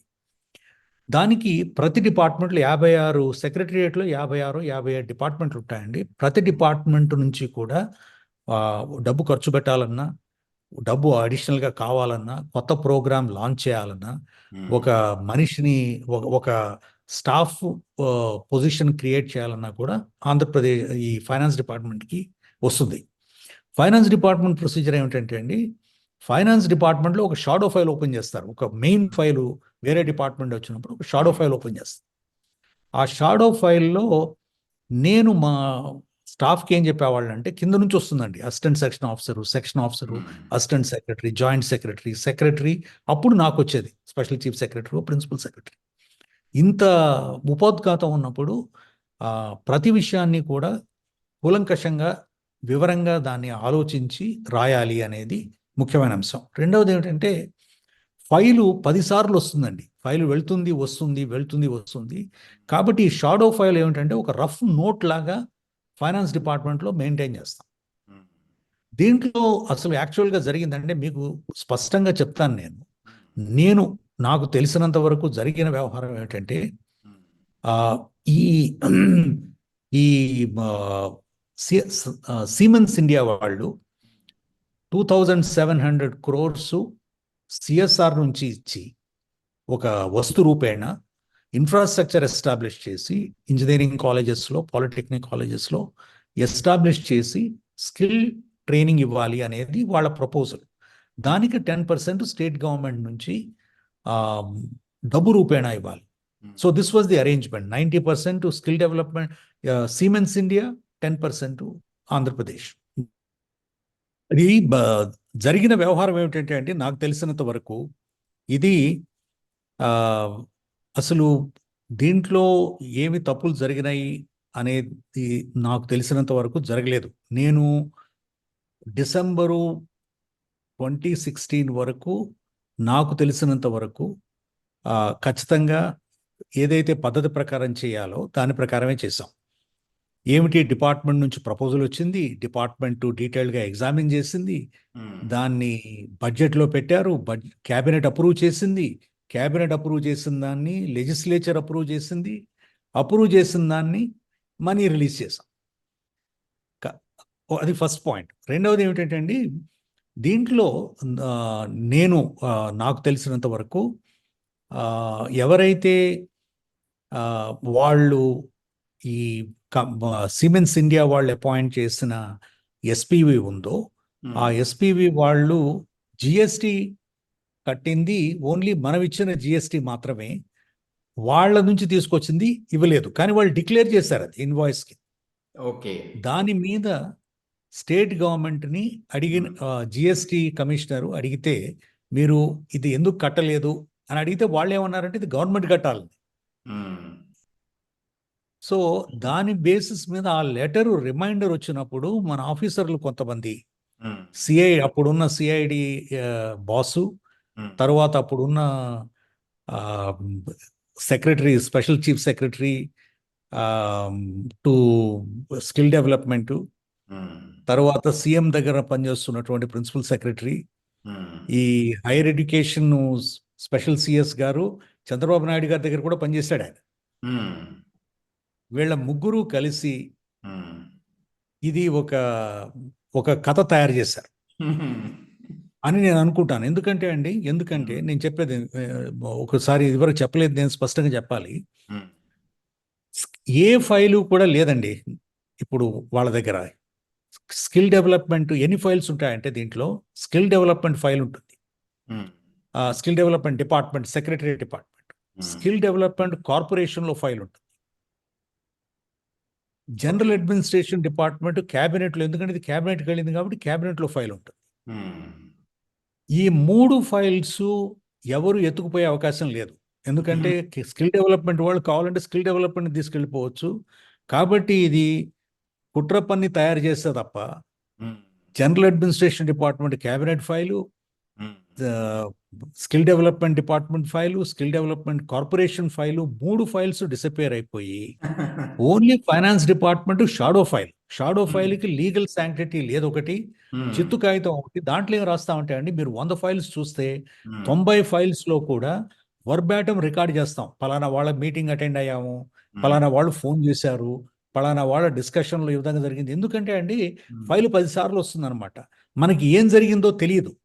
వాళ్ళకి వెళ్ళే డిపార్ట్మెంట్లో డెసిషన్ మాత్రమే ఉంటుంది, బ్యాక్గ్రౌండ్ ఉండదన్నమాట. మాకు అర్థం చేసుకోవడానికని ఇదిగో ఓకే. ఈరోజు సిఎస్ గారితో మాట్లాడితే ఈ విధంగా చెప్పారు ఉమ్, అని రాసుకుంటాం. ఉమ్, ఈ ఫైల్ని తీసుకెళ్ళి వాళ్ళు ఆ బేసిస్ మీద నేను ఇది క్లియర్గా ఎక్స్ప్లెయిన్ చేశాను. నేను సిఐడికి అదేమి ఇచ్చిన స్టేట్ ఇంక్రిమినేటింగ్ ఎవిడెన్స్ కింద ప్రొడ్యూస్ చేయడానికి చూపించడానికి లేదు.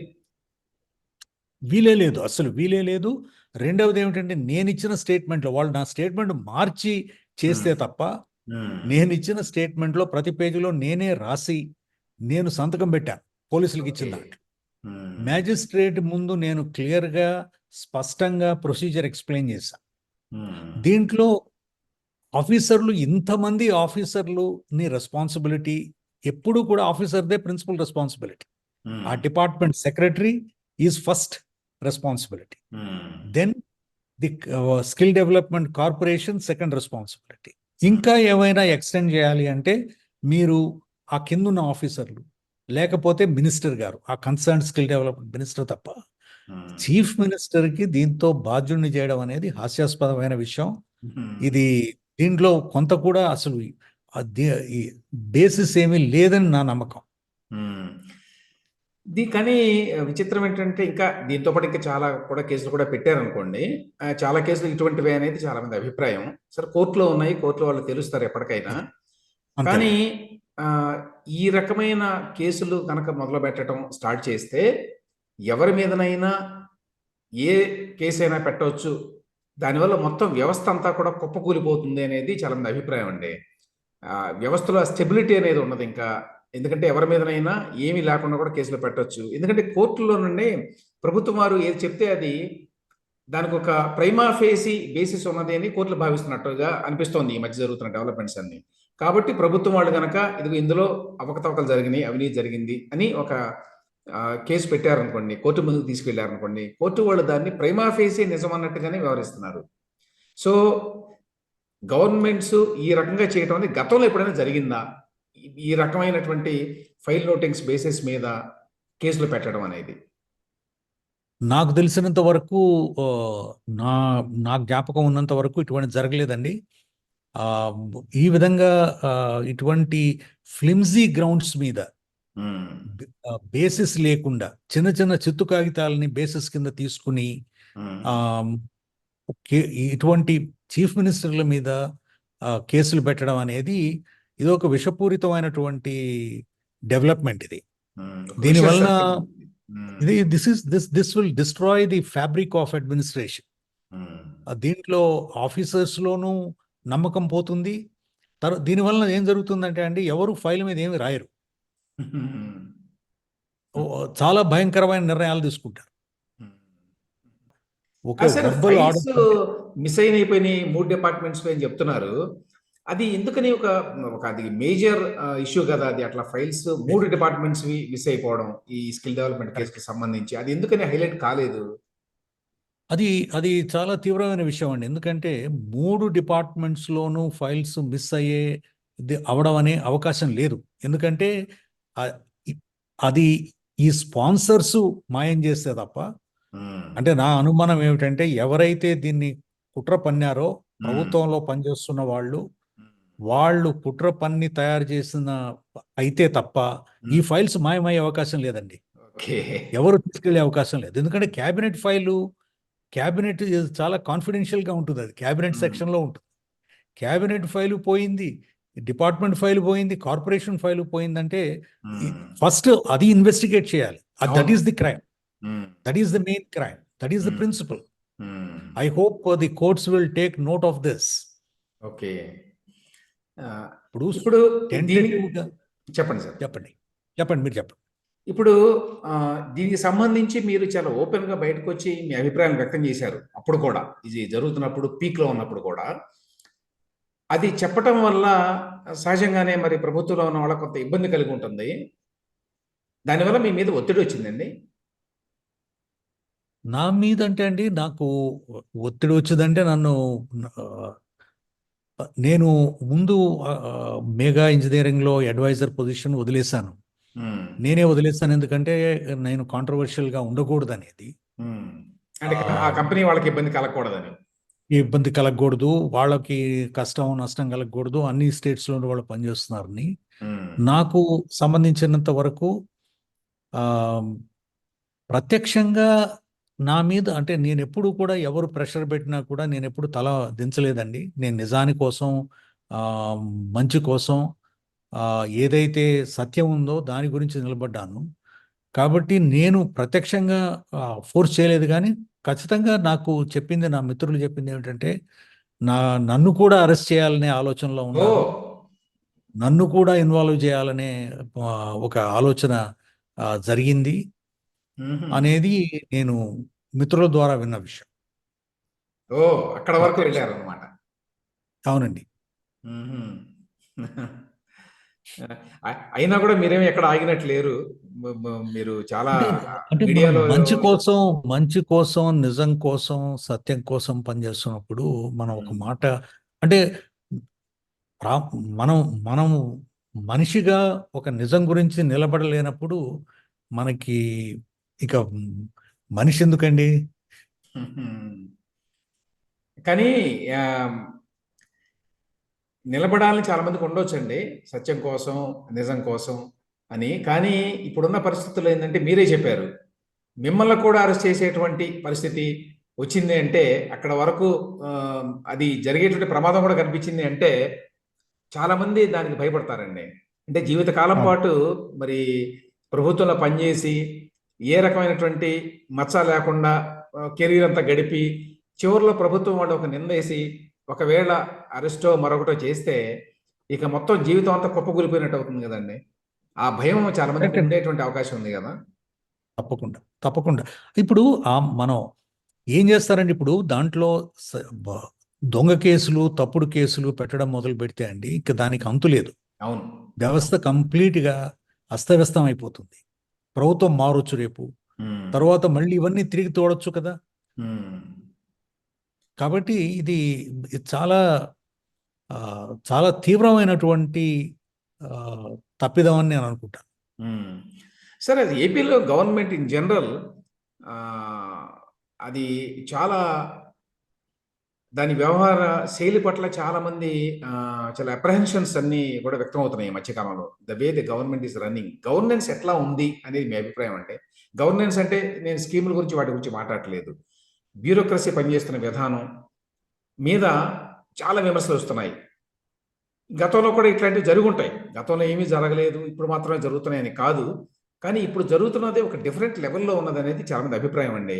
ఒక సీనియర్ ఆఫీసర్‌గా ఇంతకాలం పాటు ఇన్ని రకాల వ్యవస్థల్లో పనిచేశారు మీరు. మీరేమనుకుంటున్నారు? అంటే నేను గత 3 ఏళ్లుగా ప్రభుత్వంతో సంబంధం లేదు కాబట్టి, అందులోనూ హ్మ్. ఆంధ్రప్రదేశ్‌లో నేను ఉండడం లేదు కాబట్టి, హ్మ్. నేను పత్రికల ద్వారా లేకపోతే మీడియా ద్వారా వినికిడి లేకపోతే మిత్రుల ద్వారా వినడం తప్ప హ్మ్. ప్రత్యక్షమైనటువంటి అభిప్రాయం లేదండి నాకు. హ్మ్. కానీ నాకు ఏమనిపిస్తోందంటే హ్మ్. ఆహ్, ఆంధ్రప్రదేశ్‌లో ముఖ్యమైనటువంటి ప్రాజెక్ట్స్ అన్నీ కూడా నిలబడిపోయినాయి. హ్మ్. పోలవరం పూర్తి ఆగిపోయినాయి కాలేదు, అంటున్నారు. హ్మ్. హ్మ్. ఆగిపోయినాయి. హ్మ్. పోలవరం పూర్తి కాలేదు, హ్మ్. రాజధాని లేదు. హ్మ్. అభివృద్ధి పెద్ద కార్యక్రమాలు, పెద్ద అభివృద్ధికి సంబంధించినటువంటి ప్రాజెక్ట్స్ ఏమి వచ్చిన దాఖలాలు లేవు. ఆహ్, అధికారులు చాలా అప్పులకి దా ఒక ఆహ్, ఒక పద్ధతి హ్మ్. చాలా ఇప్పుడు మనం ఇంట్లో కూడా అప్పు చేసుకోవాలంటే ఒక హ్మ్. 100 సార్లు ఆలోచిస్తామండి. మనం అప్పు తీర్చగలమా? అప్పు కట్టగలమా? హ్మ్. కాబట్టి ప్రభుత్వం అనేది ఒక ప్రైవేట్ వ్యవస్థ గాదు. ఒక హ్మ్. అవును. ప్రజలందరూ కలిసి ఎన్నుకున్నది ప్రభుత్వం. 6,00,00,000 మంది ఆంధ్రులు ఇదిగో ఈ ప్రభుత్వాన్ని పెట్టారంటే 6,00,00,000 కుటుంబాల మంచి ఆలోచించి హ్మ్. 6 ఒక్కొక్క కుటుంబం ఏ విధంగా వాళ్ళ యొక్క ఆర్థిక స్థితిగతుల్ని బేరీ వేసుకొని, బేరీజు వేసుకొని ఈ ఫైనాన్సెస్‌ని మేనేజ్ చేస్తాయో అదే పద్ధతిలో చేయాలి. కానీ ఆ విధంగా జరుగుతున్నట్లుగా నాకు దాఖలాలేమీ లేవు. నేను యాక్చువల్‌గా అదే నెక్స్ట్ క్వెషన్ అదే అడగబోతున్నానండి. ఇప్పుడు ఏపీలో ఈ అప్పుల గురించి చాలా ఈ వాదాపవాదాలు జరుగుతుంటాయి. ఏ ప్రభుత్వం ఎక్కువ అప్పు చేసింది? అనేది ఒక ఇష్యూ. మేం చేయలేదు, వాళ్ళు చేశారు, ఇట్లాంటివి ఒకటి. అది పక్కన పెడితే ఇప్పుడు భారీగా అప్పులున్నాయి ఆంధ్రప్రదేశ్ ప్రభుత్వానికి అనేది మాత్రం వాస్తవం. అసలు ఇంత అప్పు చేయాల్సిన అవసరం ఉందా? ఇంత అప్పుల భారాన్ని రాష్ట్రం భరించగలదా? భవిష్యత్తులో ఈ చేసిన అప్పులకి అసలు వడ్డీ చెల్లించగల పరిస్థితుల్లో రాష్ట్రం ఉంటుందా లేదా? మీరు అందులో ఫైనాన్స్‌లో పనిచేశారు. కాబట్టి మీకు ఖచ్చితంగా అవగాహన ఉండి ఉంటుంది దీని మీద. అంటే దీని మీద ఖచ్చితంగా నిర్దిష్టమైనటువంటి రూల్స్, రెగ్యులేషన్స్ ఉన్నాయండి. There is also FRBM. Hmm. The act ఉంది, లెజిస్లేషనే తీసుకొచ్చారు 2005లో. The the fiscal responsibility and అవును. బడ్జెట్ మేనేజ్మెంట్ యాక్ట్ అని హ్మ్. ఎఫ్ఆర్బిఎం తీసుకొచ్చారు. తర్వాత ఫైనాన్స్ కమిషన్స్, ప్రతి ఫైనాన్స్ కమిషన్ 5 ఏళ్లకు ఒకసారి అపాయింట్ చేస్తారు కదా, వాళ్ళు దీన్ని కూలంకషంగా ఆ, మ్, దీన్ని అనలైజ్ చేసి హ్మ్. ఏ ఏ రాష్ట్రంకి డెట్ సస్టైనబిలిటీ ఎంతవరకు తీసుకోవచ్చు అనేది కూడా ఒక నిర్ణయిస్తారు. హ్మ్. జీడిపి ఇంత, జీడిపికి ప్రకారం దాని ప్రకారం 3%, 3.5% వరకు మీరు అప్పులు చేయొచ్చు అని. హ్మ్. మన స్టేట్ డివైడ్ అయినప్పుడు ఆంధ్రప్రదేశ్ స్టేట్లో లెస్ దెన్ 2% మాత్రమే అప్పులు తీసుకునేవాళ్ళు. హ్మ్. ఫైనాన్స్ డిపార్ట్మెంటు ఆదాయం, ఖర్చు, సెంట్రల్ గవర్నమెంట్ వచ్చే ట్రాన్స్ఫర్సు, మ్యాండేటరీ ట్రాన్స్ఫర్సు, లేకపోతే డిస్క్రిషనరీ ట్రాన్స్ఫర్సు, లేదా సెంట్రల్ గవర్నమెంట్ స్కీమ్స్, హ్మ్. తర్వాత ఇంటర్నేషనల్ ఆర్గనైజేషన్స్, వరల్డ్ బ్యాంక్ లాంటి చోట నుంచి తీసుకునే అప్పులు, ఇవన్నీ కూడా బేరీ చేసుకుని స్టేట్కి అవసరాలు ఏమిటి, ముఖ్యమైన అవసరాలు ఏమిటి, ప్రజలకి ముఖ్యమైన అవసరాలు ఏమిటి, ఎంత ఖర్చు అయితే మనం తిరిగి అప్పు తిరిగి తీర్చగలం హ్మ్. అనేది, ఈ విషయాలన్నీ బేరీజు వేసుకున్న తరువాతనే ఖర్చు పర్మిట్ చేయడం జరిగేదండి. హ్మ్. ఆ వ్యవస్థ కంప్లీట్గా చిన్నభిన్నం అయిపోయిందనేది నాకు తెలిసిన విషయం ఆంధ్రప్రదేశ్లో. హ్మ్. ఇప్పుడు ఆ ఎఫ్ఆర్బిఎం పరిధి కానీ, ఆ రూల్స్ రెగ్యులేషన్స్ కానీ, ఈ treasury code, finance code, accounts code, ఇవన్నీ కూడా హ్మ్. చాలా పగడ్బందీగా ఆ, ప్ర- ప్రభుత్వాలు విచ్చలవిడిగా ఖర్చులు చేయకుండా ఉండడానికి నిర్ణయించినవి. హ్మ్. ప్రజలకి అత్యవసరమైతే తప్పకుండా చేయాలి, హ్మ్. కానీ ఆ, ఆదాయాన్ని మించిన ఖర్చు ఎక్కడ మన కుటుంబంలోనూ చేయలేము, ఒక కంపెనీలోనూ చేయలేము, అలాగే ప్రభుత్వంలో అసలు చేయకూడదు. హ్మ్. కాదు సార్, అసలు ముఖ్యంగా ఈ స్థాయిలో అప్పులు చేస్తే వీటిని అసలు వడ్డీలు చెల్లించాల్సిన టైం వస్తుంది కదా! ఇది చాలా త్వరగా. వస్తుంది వస్తుంది అంత కెపాసిటీ ఉందండి ఏపీకి వీటిని చెల్లించడానికి? ఇప్పుడు అంటే అండి, ఇప్పుడు నాకు తెలిసినంత వరకు కరెక్ట్ లెక్కలు, హ్మ్. కరెక్ట్గా స్టాటిస్టిక్స్, డేటా అనేది చాలా ముఖ్యం అండి. హ్మ్. ఆ డేటా నేను ఎంత వెతికినా కూడా నాకు మరి ప్రభుత్వ వెబ్సైట్స్లో కానీ, హ్మ్. లేకపోతే ఇంటర్నెట్లో కానీ నాకు కనపడడం లేదు. ఆర్ పబ్లిష్డ్ పేపర్స్ ఏమీ రావడం లేదు. హ్మ్. కాబట్టి మనకు అసలు what is the growth rate, హ్మ్. జీడిపి, జిఎస్డిపి, స్టేటు జీడిపి, హ్మ్. ఏ విధంగా గ్రాస్ డొమెస్టిక్ ప్రోడక్ట్ ఎంత పెరుగుతోంది, హ్మ్. ఏ రంగంలో ఎలా పెరుగుతోంది, హ్మ్. ఎందుకు పెరుగుతోంది అనేది మనకి స్పష్టమైనటువంటి అవగాహన లేదు.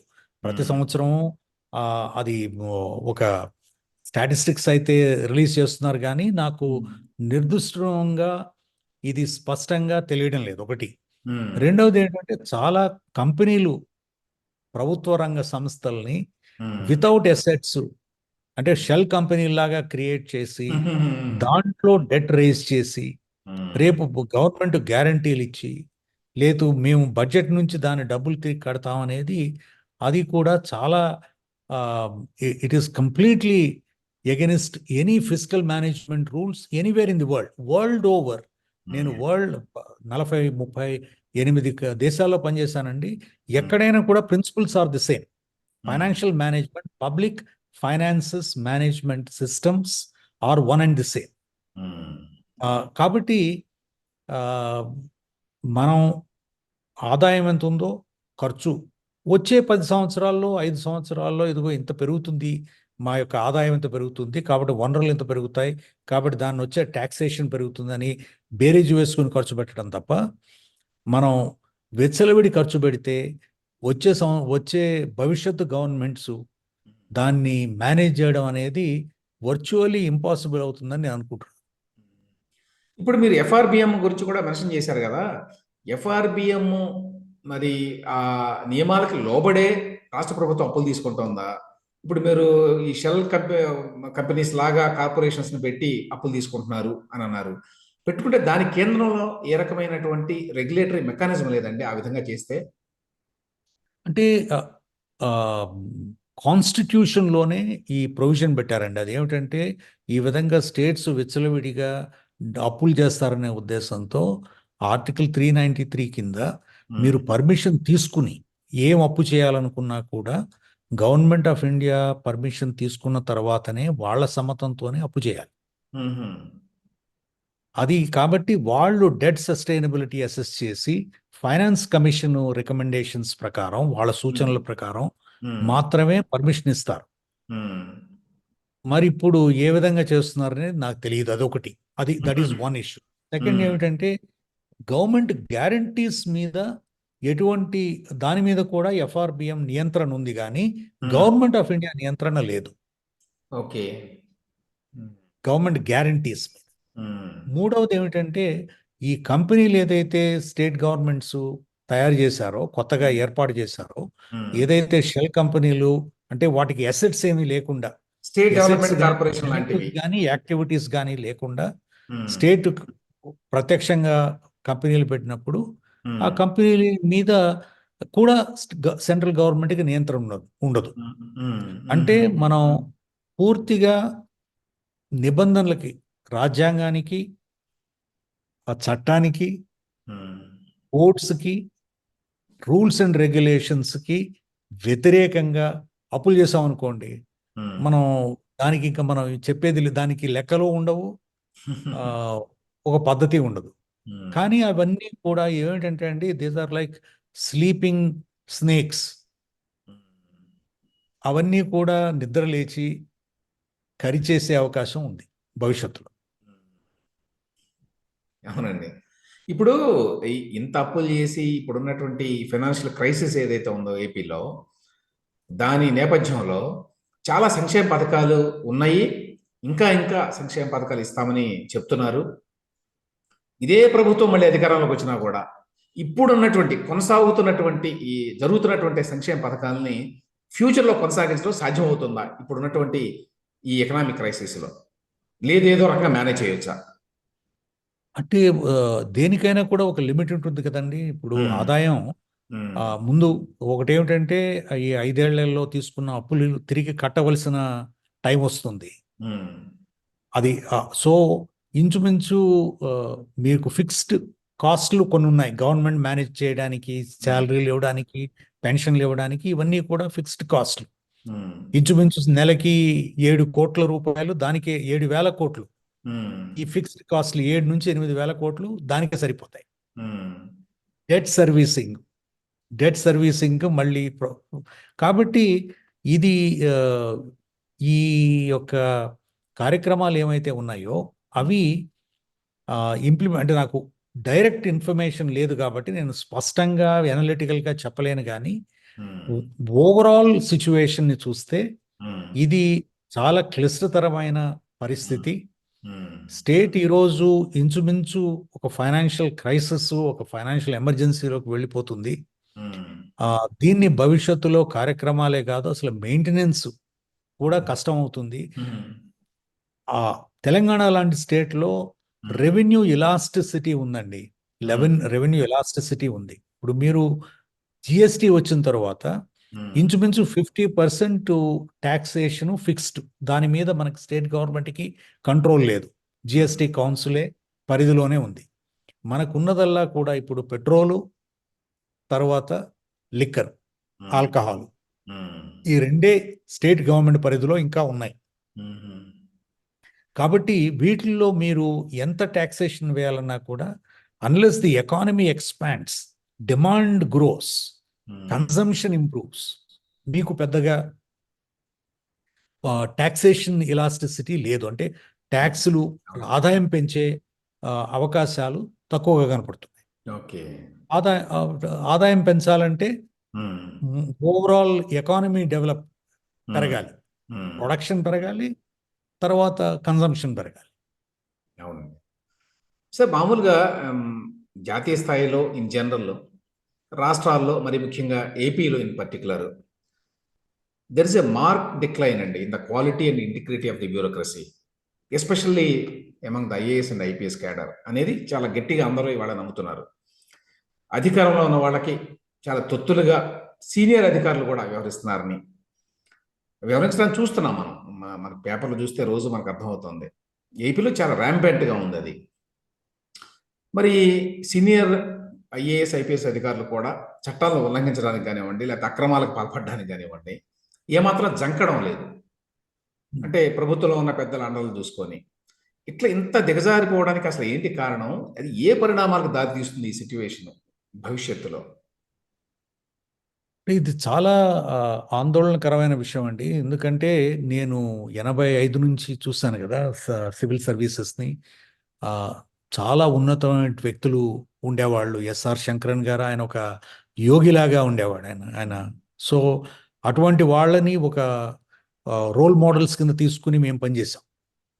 ఆహ్, స్ ప్రజల మంచి తప్ప, ప్రజల మంచి వాట్ ఈస్ పబ్లిక్ ఇంట్రెస్ట్ అనేది తప్ప సెల్ఫ్ ఇంట్రెస్టో లేదా ఫ్యామిలీ ఇంట్రెస్ట్ వీటి గురించి ఆలోచించకుండా ఆహ్, వచ్చిన ప్రభుత్వ ఏదైతే జీతం ఉందో జీతం మాత్రం వితిన్ ది మీన్స్ బ్రతికి సర్వీస్ చేశాం.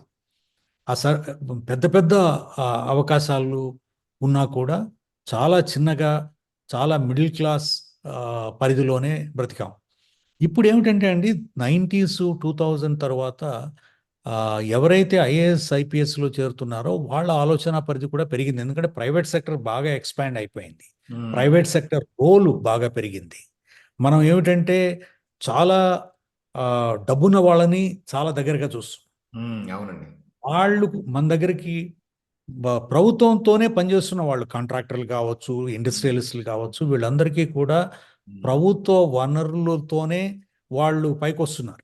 హ్మ్. కాబట్టి ఒక ఆలోచన నేను అనుకునేది ఏమిటంటే ఐఏఎస్ ఆఫీసర్స్‌లో కూడా, ఐపీఎస్ ఆఫీసర్స్‌లో ఏమిటి మనం చేసిన బెనిఫిట్‌తో వీళ్ళు ఇంత డెవలప్ అవుతున్నారు. మనం దాంట్లో కొంత భాగం తీసుకుంటే ఏమిటి హ్మ్. అనే ఒక కరప్ట్ మైండ్ సెట్ హ్మ్. ఒకటి డెవలప్ అయింది.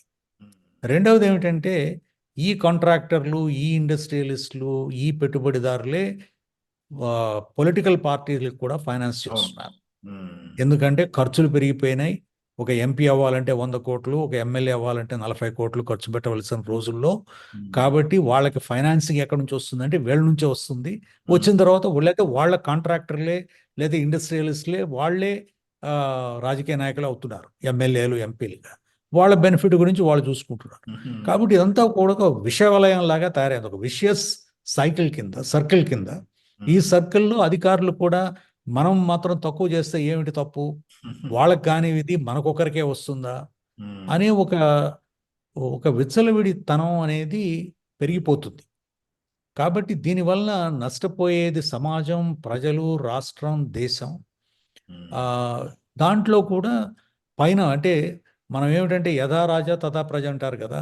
దాని ప్రకారం చూసి పైనకి చూసి ఈ విధంగా చేస్తున్నారు కదా! మనం చేస్తే తప్పేమిటి? ఆ రూలు, రెగ్యులేషన్ ఏమిటి అంటున్నాడు. హ్మ్. మనకేమిటి? అనే ఒక విచ్చలవిడి ఆలోచనకి లోబడిపోతున్నారని నేను అనుకుంటున్నాను. లేకపోతే IAS officers, all India service ఆఫీసర్లందరికీ కూడా hmm. This a constitutional protection. అసలు హ్మ్. మొత్తం ప్రపంచ రాజ్యాంగాల్లో ఎక్కడా కూడా సివిల్ సర్వెంట్స్‌కి కాన్స్టిట్యూషన్ ప్రొటెక్ట్ చేయడం. అంటే ఆర్బిట్రరీ డిస్మిసలు, హ్మ్. Arbitrary action. హ్మ్. ప్రెసిడెంట్ ఆఫ్ ఇండియా తప్ప ఎవరు కూడా మిమ్మల్ని ఉద్యోగంలోంచి తీసేయలేరు, తగ్గించలేరు. ఒక ట్రాన్స్‌ఫర్ మాత్రమే స్టేట్ పరిధిలో ఉంది. హ్మ్.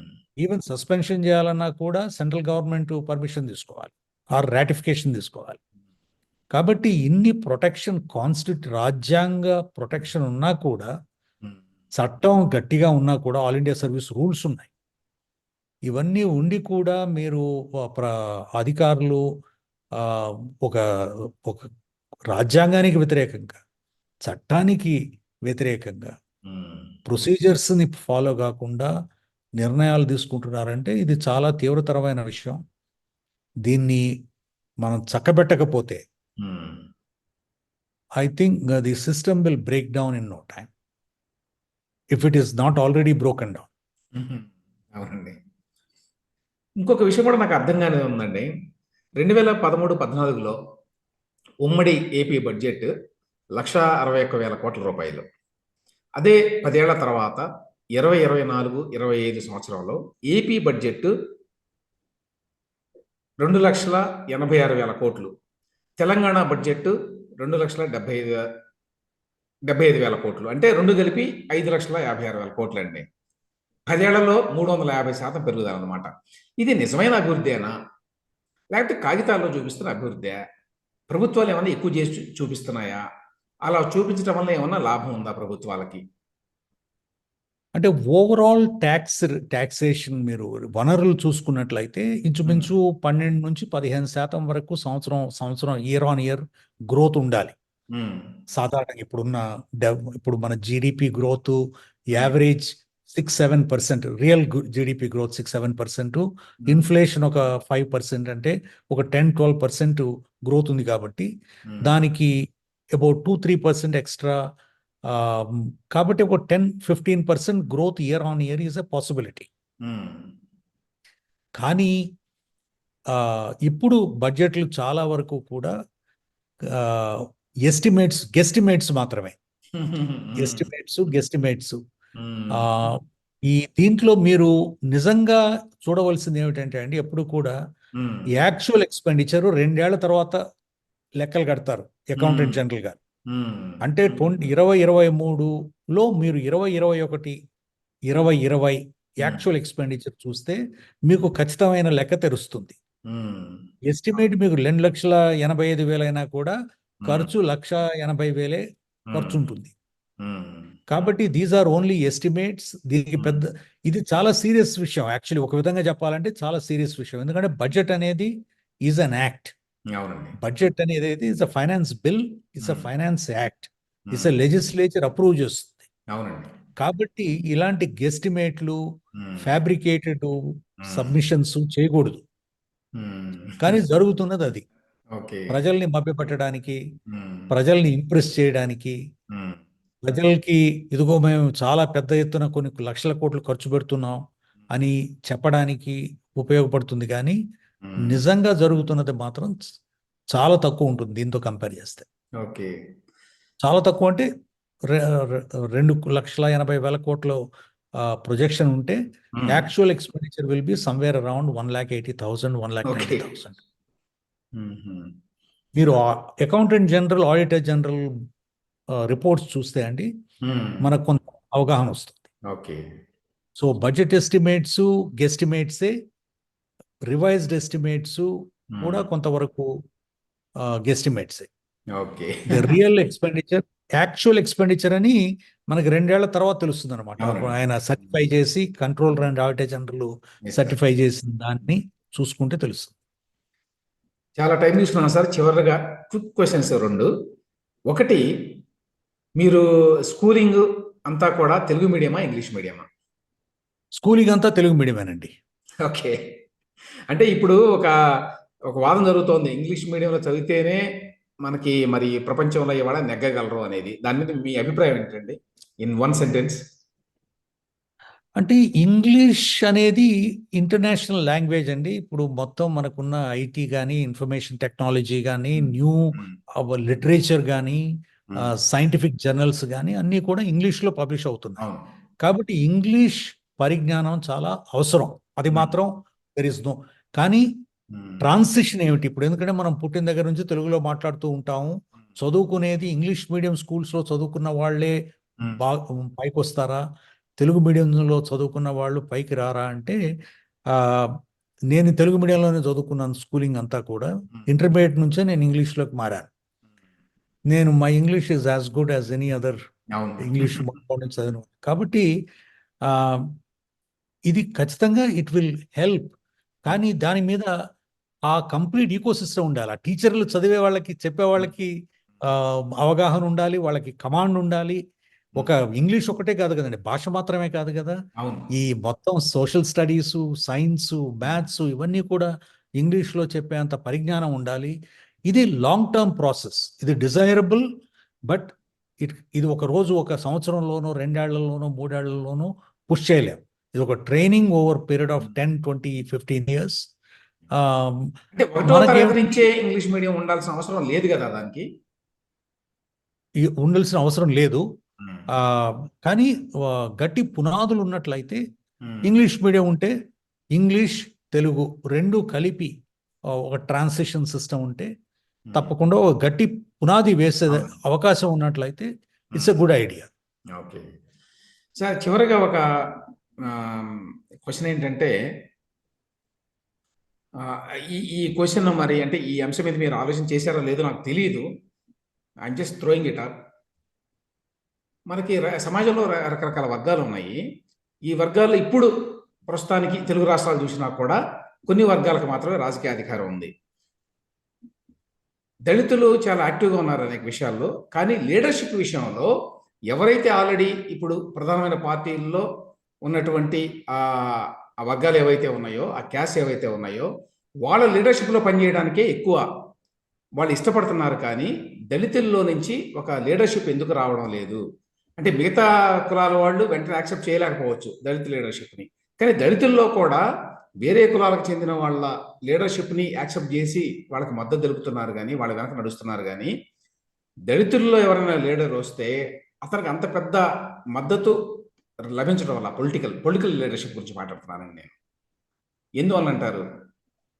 మొత్తం మన ఇప్పుడు ఇది కొన్ని వేల సంవత్సరాల సమస్య అండి. కులతత్వం, ముఖ్యంగా అంటరానితనం, దళితులు, ఆదివాసులు, ఈవెన్ బ్యాక్వర్డ్ క్యాస్ట్లు కూడా ఒక విధంగా కొన్ని వేల సంవత్సరాలుగా వాళ్ళకి చదువు లేదు, వాళ్ళకి యాక్సెస్ టు సర్వీసెస్ లేవు. కాబట్టి గత ఈ 75 సంవత్సరాలుగానే ఈ అవకాశాలు వచ్చాయి. వచ్చినప్పుడు కూడా ప్రభుత్వ రంగ వ్యవస్థలో ఎవరైతే ముందు ప్రభుత్వంలో సంస్థల్లో చేరారో, ఎంప్లాయీస్గా కానీ, అంటే టీచర్స్గా కానీ, ఎంప్లాయీస్గా కానీ చేరిన వాళ్ళు ఒక రూరల్ ఏరియాస్ నుంచి, ఒక వ్యవసాయ కూలీ కుటుంబం నుంచి ఒక transition to lower middle class. తర్వాత వాళ్ళ కుటుంబంలో కొంతమంది డాక్టర్లు అయి ఉండొచ్చు, ఇంజనీర్లు అయి ఉండొచ్చు, ఐఏఎస్ ఆఫీసర్లు అయి ఉండొచ్చు. This is a small number of people who have come up. వీళ్ళకి ఏమిటంటే సెక్యూరిటీ ఏమిటండి? There is no financial security. కాబట్టి large number of people, still 70, 80, 90% of people ఇంకా రూరల్ ఏరియాస్లో వ్యవసాయ కూలీలుగాను, లేకపోతే పట్టణ ప్రాంతాల్లో ఇల్లు వాకిలి ఊడ్చుకును అదే పరిస్థితుల్లో బతుకుతున్నారు. కాబట్టి లీడర్షిప్ అనేది వాళ్ళకి ఫైనాన్షియల్ సెక్యూరిటీ లేకపోవడం, రెండవది యూనిటీ లేకపోవడం. కాదండి, నా సమస్య ఏంటంటే Dalits themselves they don't seem to really accept a Dalit as their leader. They're very happy to follow a person from the other classes or Community. caste. దానికి ఇది కారణం ఏమిటంటే అండి, కొన్ని వేల సంవత్సరాల వెనకబడిపోవడం వలన వేరే వాళ్ళ వెనక తిరగడం, అది వాళ్ళు ఇచ్చే డబ్బో లేకపోతే వాళ్ళు ఇచ్చే స్పేస్ వాళ్ళని ఆక్యుపై చేయడం. దళిత నాయకులు కూడా అంబేద్కర్ అట్లాంటి వాళ్ళ తర్వాత పెద్దగా దళిత నాయకులు పైకొచ్చిన వాళ్ళు లేరు. ఎందుకంటే యూపీలో మాత్రమే కాంశీరామ్ గారు వాళ్ళు కొంత సక్సెస్ అయ్యారు. ఇప్పుడు ఏమిటంటే అండి, సర్వీసెస్ మంచి, ఎవరైతే తెలివితేటలు ఉన్న వాళ్ళు, కష్టపడి పనిచేసేవాళ్ళు, వాళ్ళు సర్వీసెస్లో చేరి సర్వీస్లో డెవలప్ అవడం తప్ప ఒక లీడర్షిప్ పొజిషన్, మేనేజరు లీడర్షిప్కి చాలా తేడా ఉంది కదండి.